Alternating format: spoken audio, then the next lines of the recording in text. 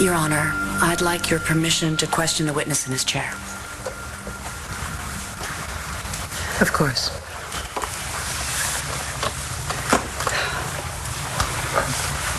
Thank you, Your Honor.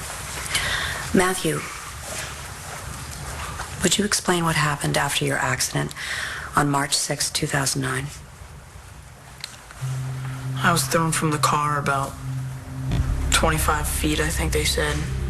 Nobody knew I was even in the car, but then my dad found me. And then? They took me to the hospital. That's when my life changed. Tell us, Matthew, exactly how has your life changed? How come we always end up arguing? Matthew, tell us about your experience in Lambview Hospital. Well, at first I thought I was fine. I asked my parents if I could go home. And I just thought I had a couple bumps and bruises. And then Dr. McBain did a couple tests on me. He checked my feet to see if I felt anything, and I didn't. And then Dr. McBain called a specialist. Did you find out why I can't move my legs? Yeah, we did. It's not temporary, is it? And was your condition explained to you? By the doctor. And then my parents talked to me. Can they fix my legs? You're going to have a full and productive life, I promise. Just tell me. Am I going to be like this for the rest of my life? Just please, be straight with me. Am I going to spend the rest of my life in a wheelchair? Worst case scenario. Yeah. Matthew, how did you feel when they told you that? Don't shut us out. I'm not trying to shut you out. I just need to be by myself. My parents said we were in this together, but they weren't paralyzed. I was. I know. Right now, this seems like the worst thing in the world. It could have been a whole lot worse. You could have died in that accident, but you didn't. You're still here.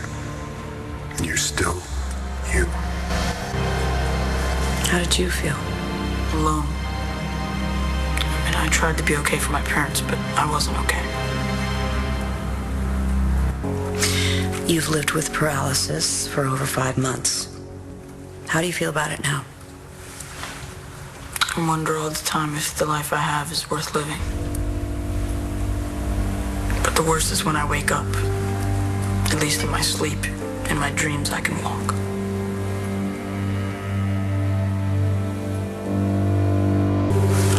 Do you recognize this picture? It's the freshman soccer team. Was that you? Yes. I understand last fall you tied the record for goals scored. And this is the basketball team, right? This is you, correct? Yes. You're something of a jock. I guess I was. Now, it says here you're MVP.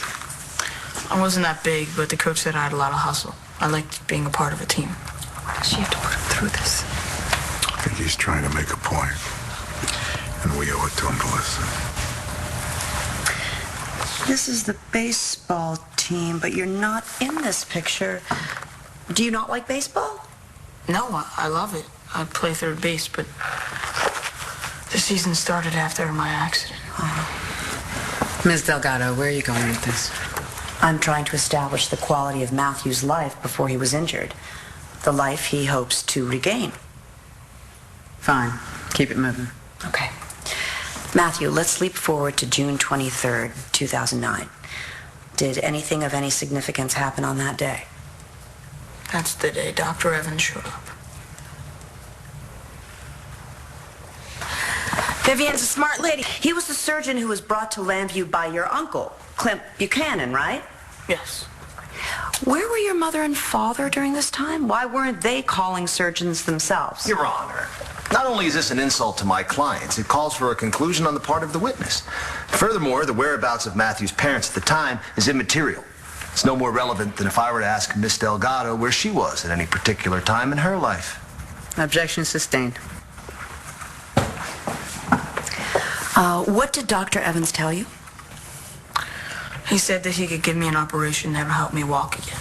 That must have made your parents very happy. Here we go. Well, my parents didn't exactly like Dr. Evans. They didn't react the way I did. I was excited to get out of this wheelchair. I mean, to walk to school again, play basketball. And did you tell your parents all those things? Yes, but they still wouldn't give me permission to have the surgery. And they understood that without the surgery, you would spend the rest of your life in a wheelchair. Yeah, they knew. Just making us out to be these horrible people. What about now? Do you still think about having the operation? I mean, is that something you still want to do? I have to. It's the only thing that gives me a little hope. Hopes and dreams that are being crushed by your parents. Oh, you know what? You don't know anything. You have no idea. You think this was an easy decision, Taya? You know what? You don't know what it's like to have a child, to love that child and protect that child. You have no idea. You don't even understand how hard it is to make a decision based purely on love. It's okay, Nora. No, it's not okay. She's manipulating our son, and he's just a child. He's been hurt. You will have your chance to speak now. Be seated. Or shall I have you escorted out? Ma'am, please. Oh, never mind, Jason. Thank you, Jason. You may proceed. Thank you, Your Honor. Matthew, were you told that the surgery was risky? Dr. Evans said there were some risks. And the risks didn't bother you that much? Not as much as spending the rest of my life in this wheelchair. And that's why you're here, right? To fight for the right to make your own decision. Yes. Look, if there was no chance I'd ever walk again, obviously we wouldn't be here. I would just have to deal with being in a wheelchair. I mean, people do it all the time. People have jobs, families, people who play sports. But I have a chance to walk again. My grandpa always said that I was a Buchanan, and that Buchanans take chances, and that's the way we live. My parents said the same thing. But now, it's like they didn't mean any of it. Look, I'm 15. I'm not 6. I'm old enough to know that this is a serious operation and that I might not make it through. But I'm willing to take that chance. And if I don't, I'll spend the rest of my life wondering what could have happened. And the only walking I'll do is in my dreams.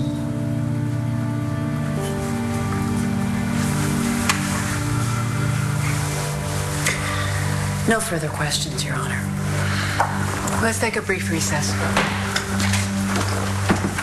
I don't need you to tell me. You really love to take chances, don't you? Hinting around about people like Bo and Nora and Clint. I really don't have time to chat. I need to look at my notes. You were awesome up there. I'd operate on you myself if I could. I think we better leave that up to your brother. And after today, maybe we will. I'll be right over there. Matthew, Dad? what you said just now, that was tough to hear. It's the truth. All rise.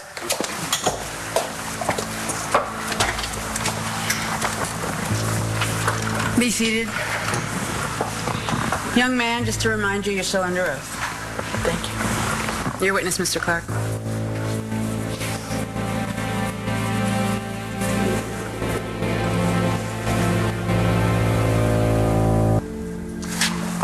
Matthew, enlighten us.